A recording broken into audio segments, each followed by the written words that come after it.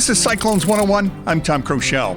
It's hard to believe that it's been 60 years since Iowa State scored one of its greatest men's basketball victories. The Cyclones, led by All-American guard Gary Thompson, played host to #1 Kansas on January 14, 1957. The Jayhawks boasted All-America 7'1" center Wilt Chamberlain, no doubt one of the greatest players in collegiate and NBA history. More than 8,500 fans jammed the Armory, including a young Johnny Orr who was coaching at Dubuque High School. And it was cold. How cold was it? 17 degrees below zero. That's the temperature.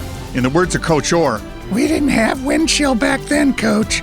The frigid weather did not deter the fans. The Armory rocked. The students would stomp on the bleachers until the light fixtures would become detached and crash to the floor. Well, the Armory was a great place to play, and you talk about Hilton Magic. Well, there was Armory Magic back in those days, and everybody would tell you, and I'm not trying to put ourselves up with the current Hilton Magic, I'm just telling you how it is, because our fans are great. The fans sat right down next to the court, portable bleachers, so they're only 5 or 6 feet. Players would go falling into them, you know, if they run out of chasing the ball out of bounds. And so the crowd, what we had, when we got going and winning, then we filled it up, and it was terrific. And the last year, particularly with the steel bleachers, they would stomp those bleachers. And I think most of the coaches, and you probably heard this way back, would say it was one of the toughest places to play coming in because of the surroundings and the closeness of the crowd. Iowa State was in its third year under head coach Bill Stranagan. The Cyclones had gone 18-5 the previous season, but Thompson and his teammates would come face-to-face with Chamberlain and the Jayhawks before the game even started. We had game night. We dressed in the state gym. Both teams did. And then we loaded up on a city bus, and they would bus us over to the Armory. We bused together on the same bus. And we'd have to wear parkas because of the cold weather. And we'd have the football parkas that we'd wear over to the Armory. We'd go out to warm up, and the floor was laid over a dirt floor at that time, portable floor. The bleachers were all portable in the Armory. And when you'd start to warm up, of course, those boards would go up and down and kind of suck up that dirt. When we'd go in after warming up, you'd have to wash your hands up because your hands would be dirty from the dirt.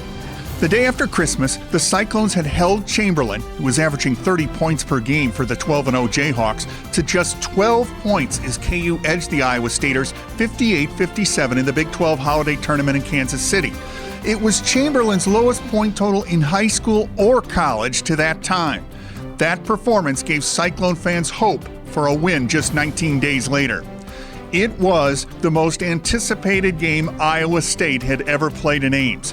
The contest was even televised in Central Iowa by WOI-TV. Fans also tuned in on WOI radio across the state. Remember, you couldn't watch this on your smartphone.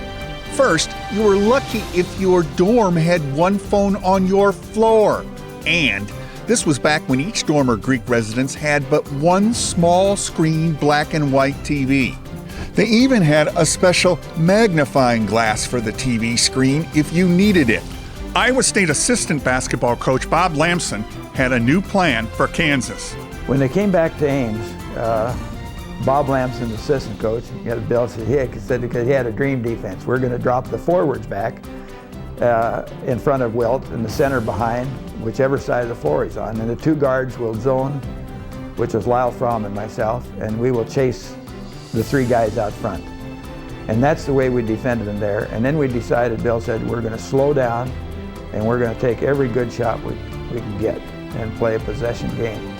At halftime, the Jayhawks clung to a 19-17 lead.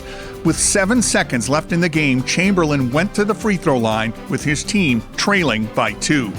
We're 2 up with 15 or 20 seconds to go, and we foul Wilt. There's no way Wilt's going to make 2 free throws, and I'm hauling all our guys in the line. Block off your men, block off your men. I'll be darned if he doesn't make 2 free throws. So then Bill Stranagan has a timeout and sets up a play for me to go down and under and come back out and get a shot. Well, they knew I was going to get the shot, and Wilt favored off and to my side and let Metzger, our center, Don Metzger, go, and Lyle Fromm brought the ball down, and I'm not open, so he kicks it over to Metzger, and Metzger puts it up. So I was on the opposite side of the free throw line from Don, so I couldn't see anything. had done his best to hound Chamberlain all night. Now, time stood still as his 15-footer hung in the air.